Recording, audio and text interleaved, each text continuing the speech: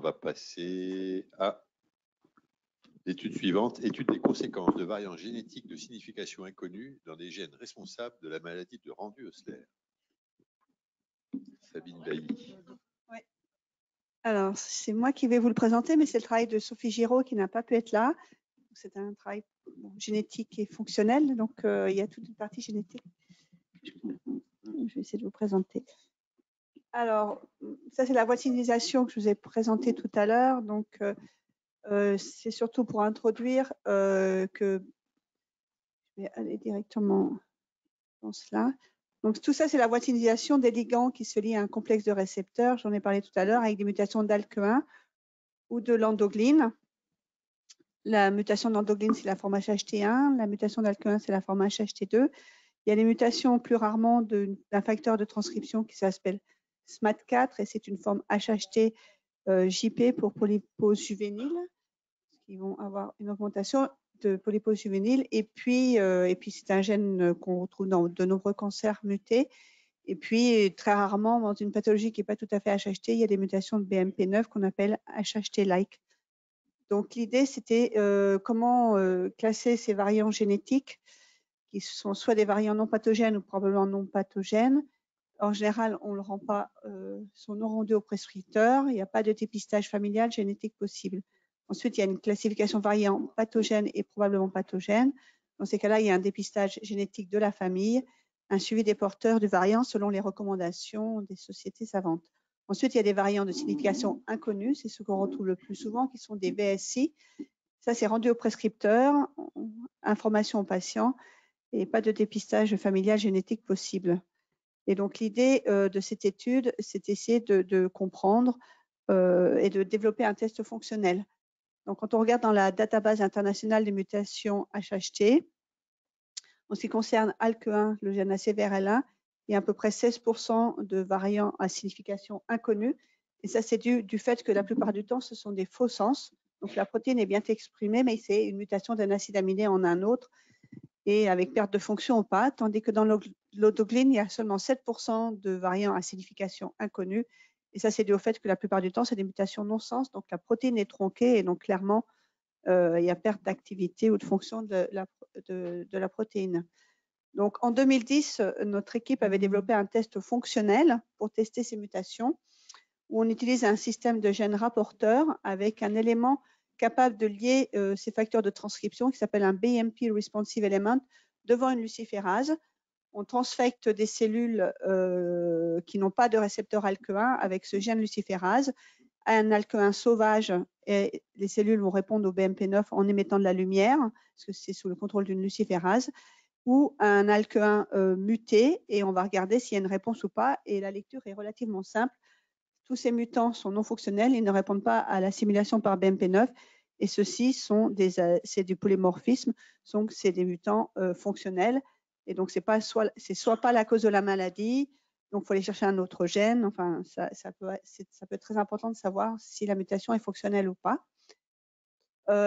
Avant ce financement FAVA-Multi de l'équipe de Sophie Dupuy-Giraud, ils avaient testé avec notre collaboration 82 variants que vous pouvez voir ici tout le long de la protéine, le domaine extracellulaire, le domaine transmembranaire et une grosse partie du domaine kinase. Et bien sûr, les mutations, la plupart du temps, sont dans le domaine kinase. Et donc, on a pu les classer en fonctionnels, donc avec ce test luciférase, dont la mutation faux sens n'entraîne pas de perte d'activité et tous les autres sont des non fonctionnels. Et on peut voir que par rapport à la classification qui est faite à partir des systèmes d'analyse, la plupart du temps, quand c'est classé comme un pathogène ou probablement pathogène, on les a retrouvés du bon côté, ils sont en effet non fonctionnels.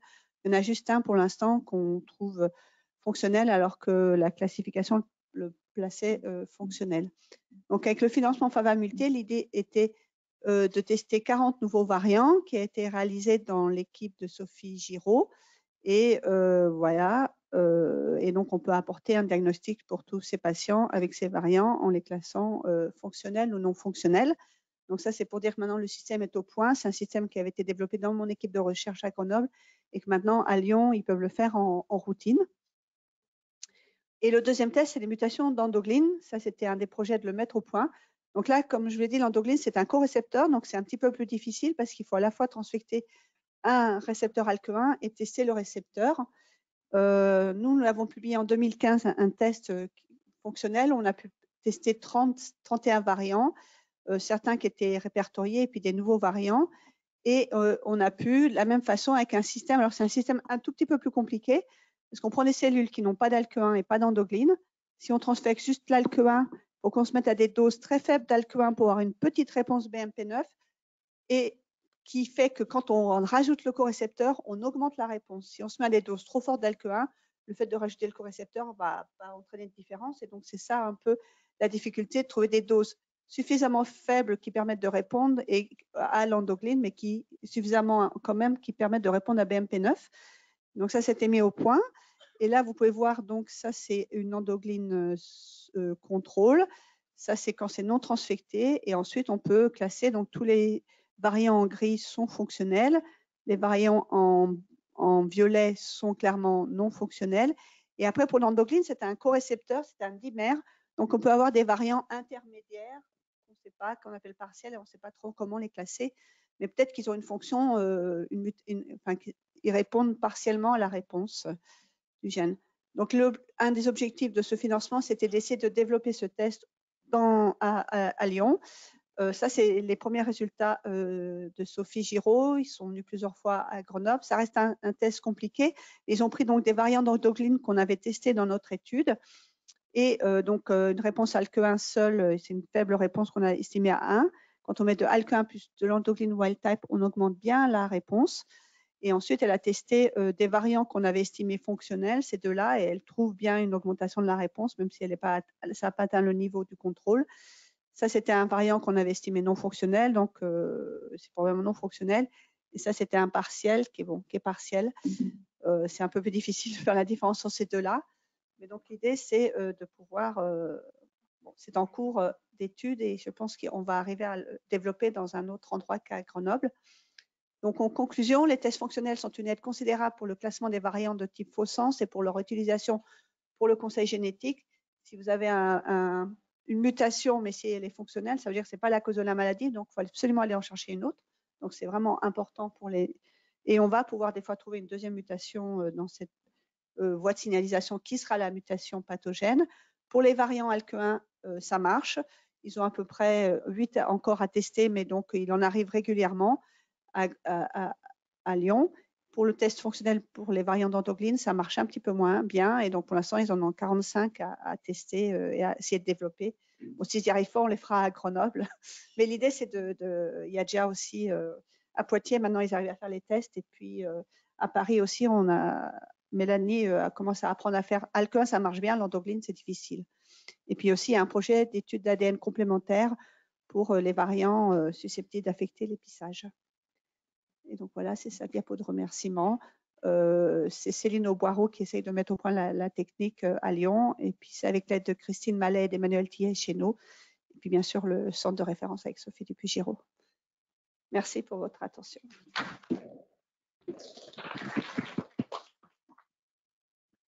Merci. Des questions? Donc ça, c'est des conséquences, c'est des études avec des conséquences directes pour les patients. C'est-à-dire que quand on a le variant, on peut le classer comme étant pathogène ou pas pathogène en fonction du test. Donc c'est une conséquence pratique. Oui, c'est vraiment la recherche translationnelle qui marche bien, parce qu'autrement, ils vont aller chercher une autre mutation si elle est…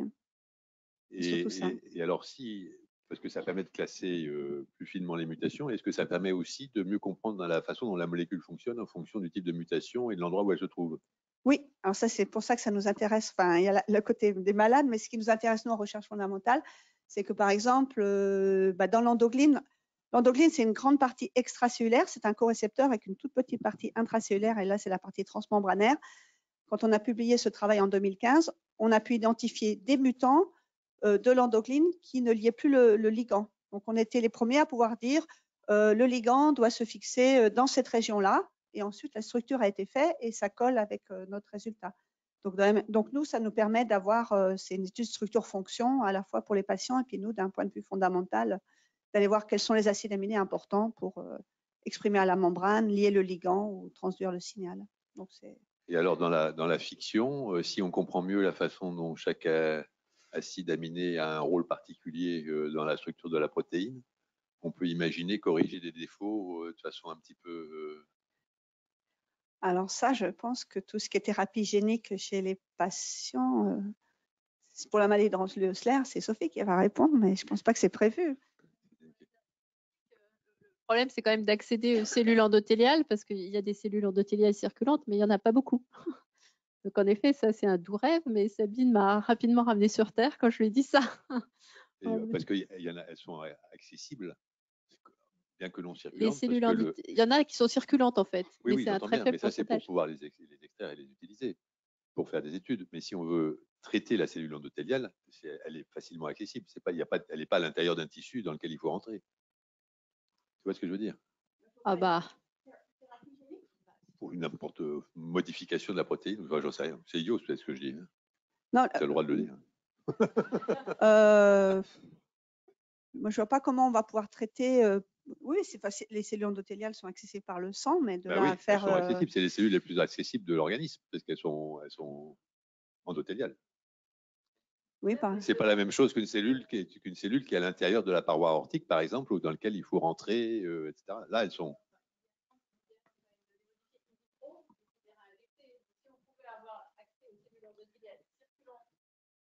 les modifier, ça sera intéressant. Celles qui sont collées au vaisseau. Ouais, ça va être très difficile. Après, ça rend facile. Enfin, ce qui marche bien dans le radio-Osler, c'est les anti-VEGF. Hein. Ça, c'est facilement accessible par le sang et sur les cellules endothéliales. Mais une question. Une question, une remarque. Effectivement, la question de Guillaume, c'est le vecteur.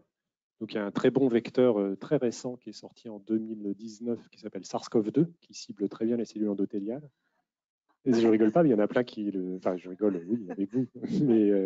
Mais ça cible très bien les cellules endothéliales. Donc, en fait, la question, c'est comment le vecteur reconnaît la cellule endothéliale et ne reconnaît pas d'autres cellules. Et ça, c'est pas toujours évident d'être sûr qu'il cible les bonnes cellules et qu'il y rentre et qu'il ne va pas ailleurs.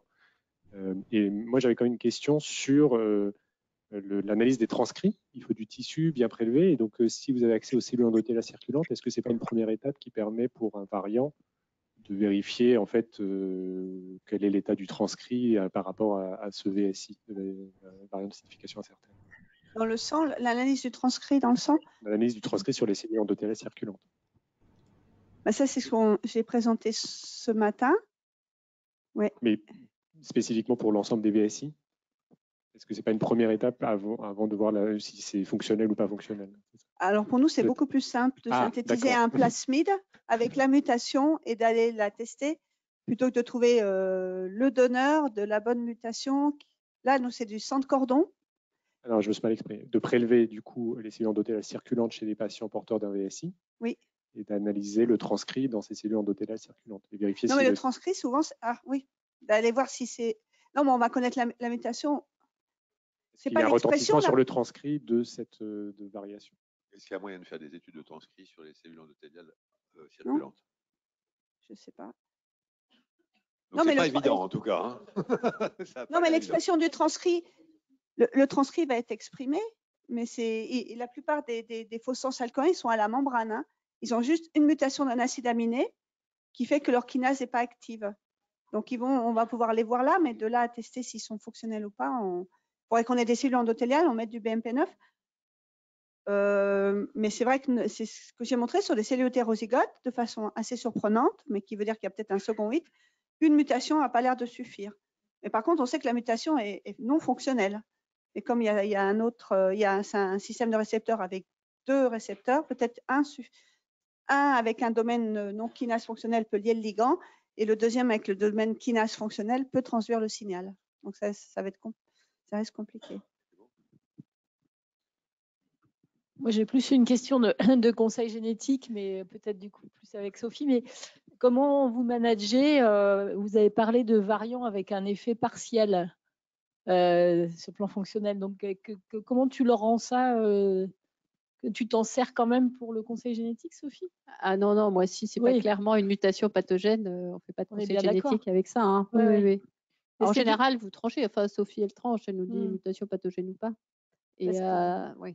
Mais c'est quand même rendu, c'est ce que vous disiez, les VSI. Donc, non, si c'est douteux, on leur dit qu'on n'a pas de mutation identifiée. Ouais, parce que on ne rend pas un VSI. C'est pas spécifique au rendu ossellaire ou au Marfan, mais c'est quand même compliqué à manager en conseil génétique ces VSI. Et il y a certains trucs qu'il faut qu'on garde pour nous parce que c'est trop mêlant pour les patients. Oui, c'est ce qui est fait en général. Elle nous rend on a des rendus assez clairs. Elle nous facilite la tâche. C'est bon, plus de questions? Eh bien, merci.